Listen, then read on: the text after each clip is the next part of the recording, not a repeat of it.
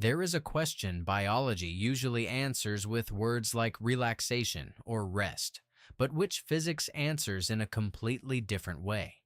The question is, what exactly happens when the body stops? Not in the medical sense or the psychological sense, in the thermodynamic sense, in the sense of what changes in the energy balance, in heat production, in the relationship between the organism's internal order and the disorder that organism generates in its environment when you stop moving for 2 minutes. The answer involves concepts physicists formalized with precision throughout the 20th century, with direct relevance to the question of what it means to be alive, not as a biological metaphor, as real physics. And Penrose, who in 1989 dedicated the central part of his book, The Emperor's New Mind, precisely to the relationship between physics and the processes making life and consciousness possible, would have approached this question with the same precision he used for singularities or quantum mechanics, with patience, with geometry, with the conviction that physics does not end where biology begins. Right now, as you read these words, your body is dissipating approximately 80 watts of heat into the environment.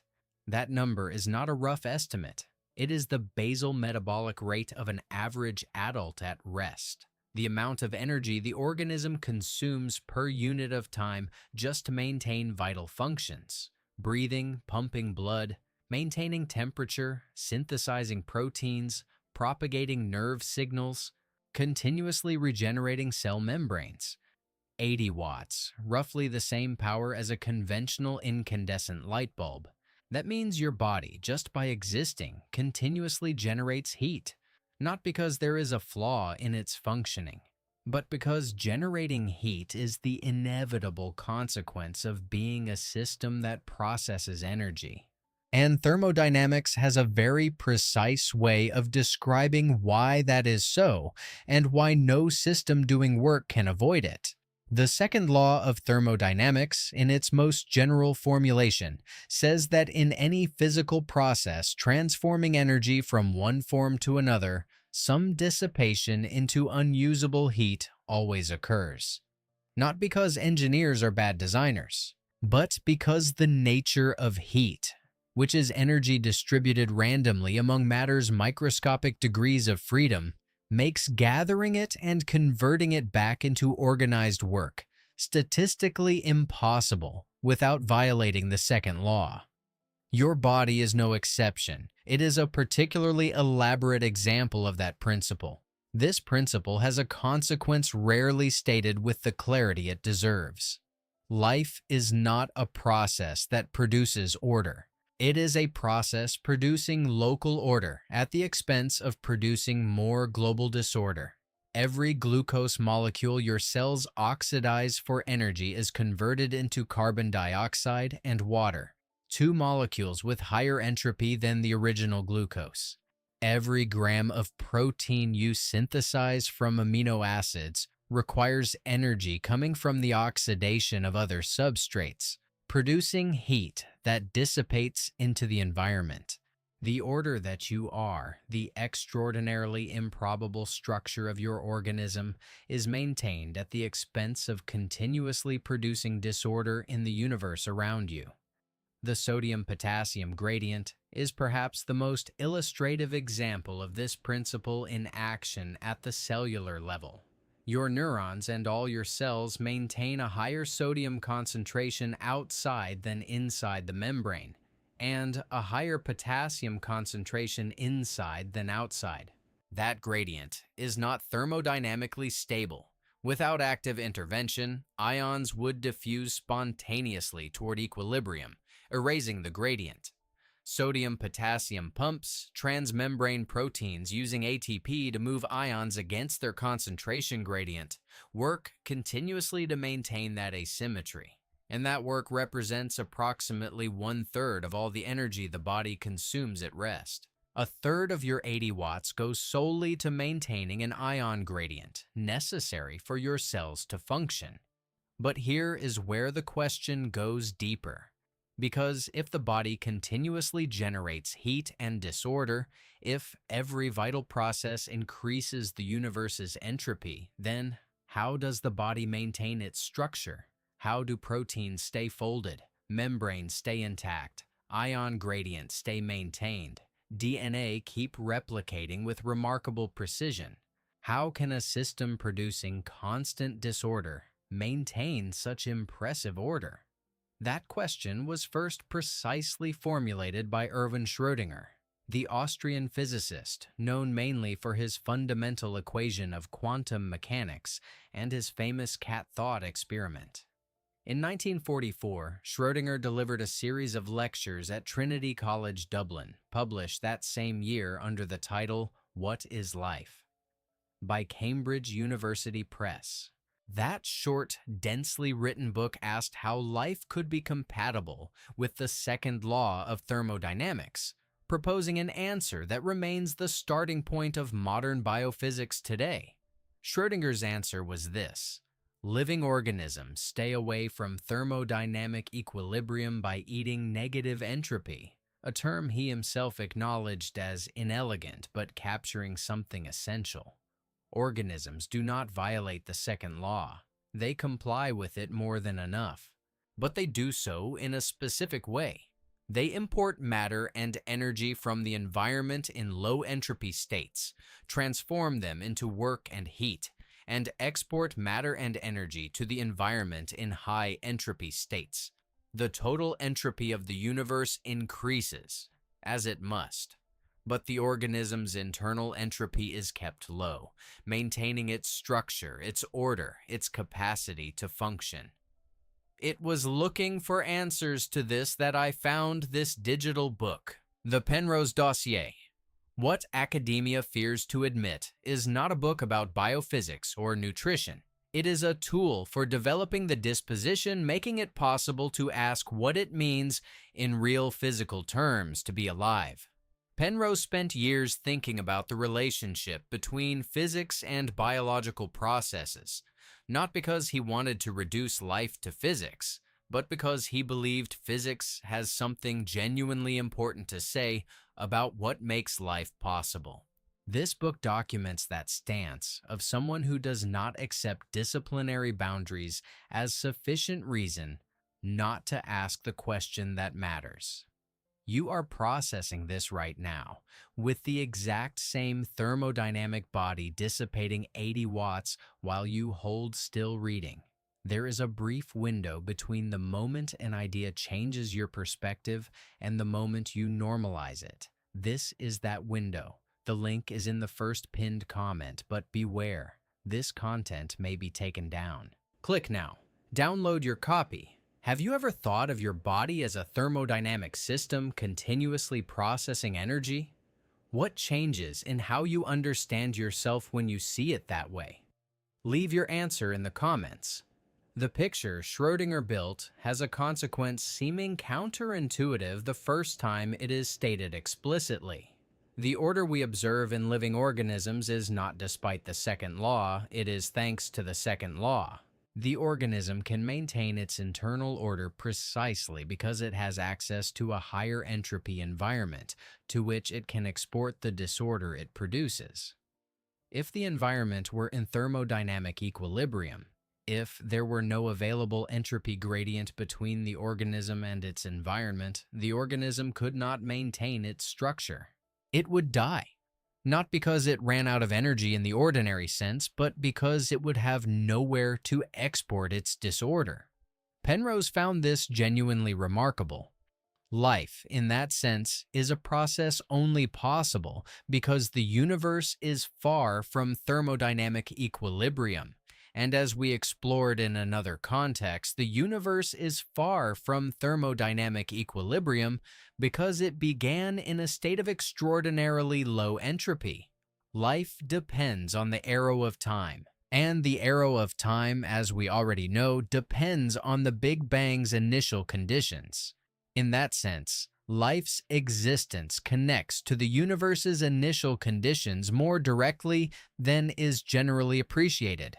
But returning to the 2 minutes of stillness, What exactly happens when the body stops moving? The most immediate answer is that energy demand decreases. Muscle movement consumes additional energy well above the basal metabolic rate. An active muscle can consume up to 100 times more energy per unit mass than the same muscle at rest. When movement ceases, that extra demand disappears. The production rate of adenosine triphosphate, ATP, the molecule acting as the universal energy currency in living organisms, can drop toward basal maintenance levels. ATP deserves precise mention here because it is one of the most elegant examples of biological thermodynamics in existence. In a resting adult, the body synthesizes and degrades approximately 40 kilograms of ATP per day. You don't have 40 kilograms of ATP at any given time. ATP molecules continuously regenerate as they are used, with a lifespan of merely seconds. That continuous regeneration requires energy, coming primarily from glucose and fatty acid oxidation in the mitochondria. And that oxidation process inevitably produces heat. Part of those 80 watts the body dissipates at rest. When you stay still, the ATP synthesis and degradation cycle doesn't stop because basic vital processes remain active. But the fraction of the cycle dedicated to sustaining muscle movement decreases. And that has consequences going beyond the metabolic rate. The link is in the first pinned comment. The last units are running out.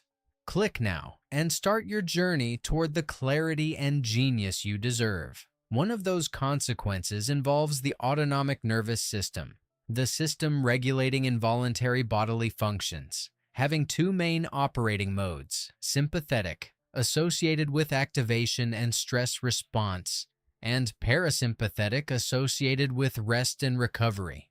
The balance between these two systems has direct consequences on heart rate, blood pressure, digestive activity, immune function, and a long list of other physiological parameters. One of the most precise indicators of sympathetic-parasympathetic balance is heart rate variability, known as HRV. It's not the heart rate itself, but the variation in the interval between consecutive beats. A highly variable heart, where beat intervals fluctuate slightly irregularly, indicates greater parasympathetic influence and is associated with better autonomic regulation, greater stress resilience, and better cardiovascular health. A low variability heart, more rigidly regular, indicates greater sympathetic dominance and consistently associates with poorer cardiovascular outcomes. When the body stops and the demand for movement ceases, the autonomic nervous system can begin shifting toward greater parasympathetic influence. That shift is not instantaneous, but it is measurable. Heart rate variability studies conducted in the context of stillness practices, from meditation to simply sitting inactive for several minutes, consistently show increases in HRV indices reflecting greater parasympathetic tone. The body literally shifts its operating mode in response to the absence of motor demand. Penrose wouldn't have approached this as health advice. He would have approached it as the physics of complex systems. The body is a thermodynamic system with multiple coupled subsystems, and the coupling between motor activity, energy demand, and the autonomic nervous system is an example of what Belgian physicist and chemist Ilya Prigogine, 1977 Nobel laureate in chemistry, called a dissipative structure. An organization that can only be maintained far from equilibrium thanks to a continuous flow of energy through the system. Prigogine showed, in work beginning in the 1950s culminating in his Nobel, that systems far from thermodynamic equilibrium can spontaneously self-organize into structures of increasing complexity. Not despite energy dissipation, but through it. Dissipation, the energy flow from low entropy states to high entropy states, can generate patterns, structures, organization. A candle flame is the simplest example. It is a dissipative structure, maintained only as long as there is chemical energy flow into thermal and light energy. Interrupt the flow, and the structure disappears. The human body is an incomparably more complex dissipative structure. And like any dissipative structure, it has operating points more stable than others. States where energy flow through the system produces fewer internal perturbations, where internal organization is maintained at a lower cost. Rest, in that sense, is not the absence of thermodynamic activity. It is an operating regime of the dissipative system that is thermodynamically more economical than intense motor activity, allowing the system to consolidate its internal organization in ways continuous activity does not permit. The link is in the first pinned comment. The last units are running out. Click now and start your journey toward the clarity and genius you deserve. There is a dimension to this argument Penrose would have found especially significant, connecting the thermodynamics of the resting body to deeper questions about the nature of life and consciousness.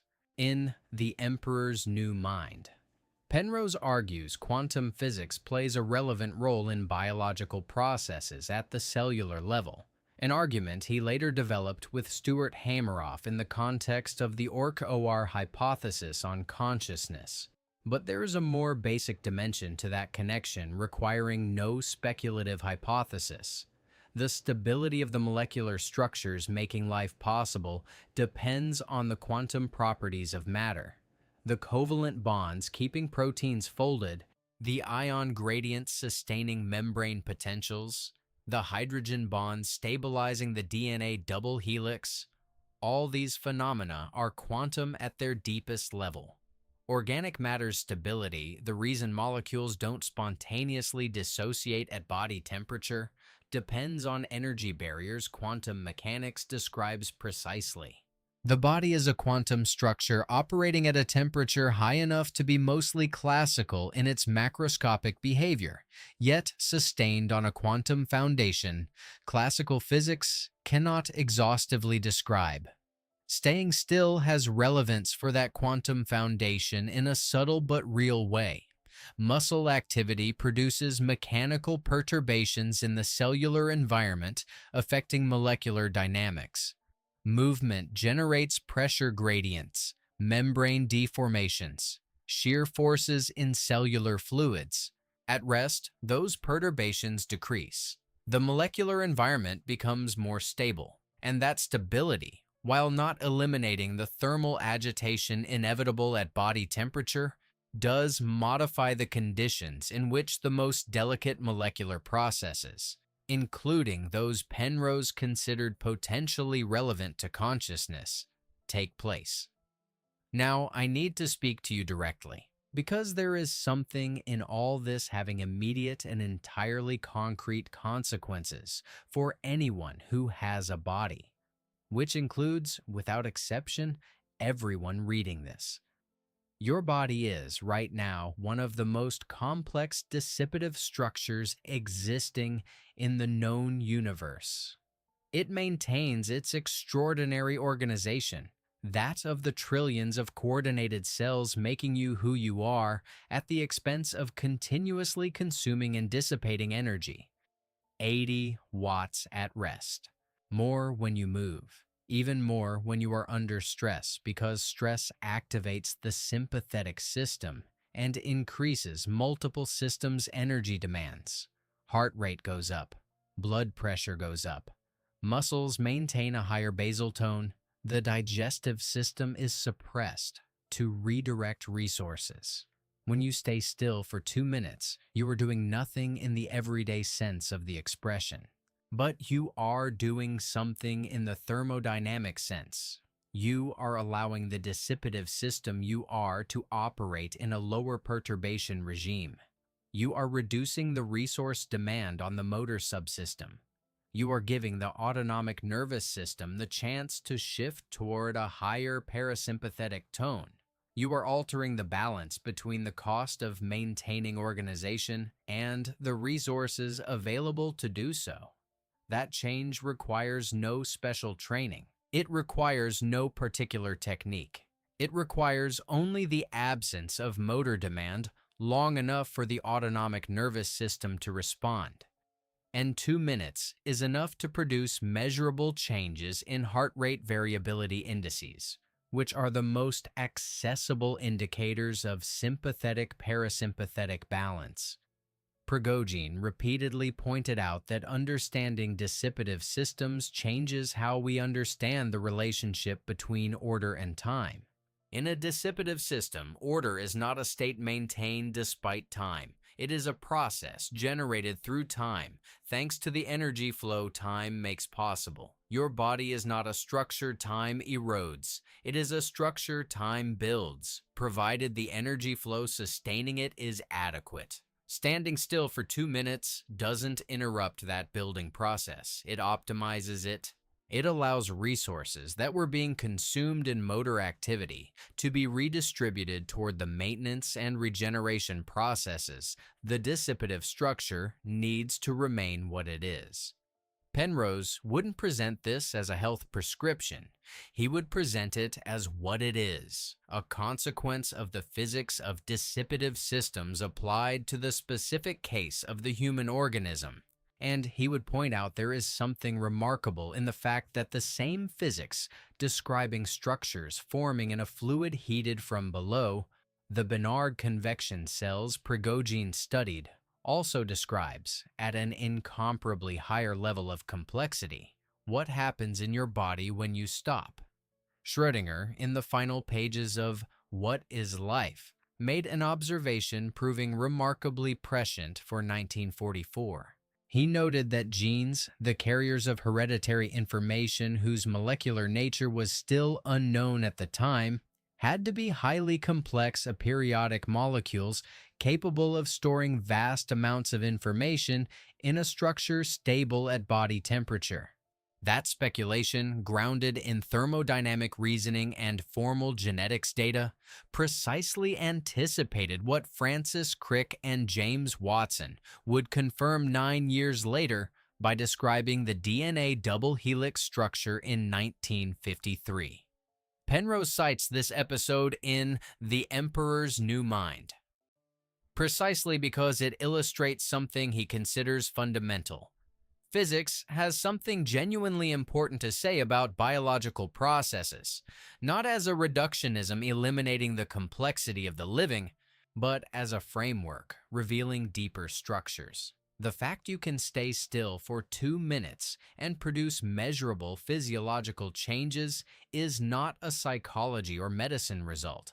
It is the result of thermodynamics applied to an extraordinarily complex dissipative system.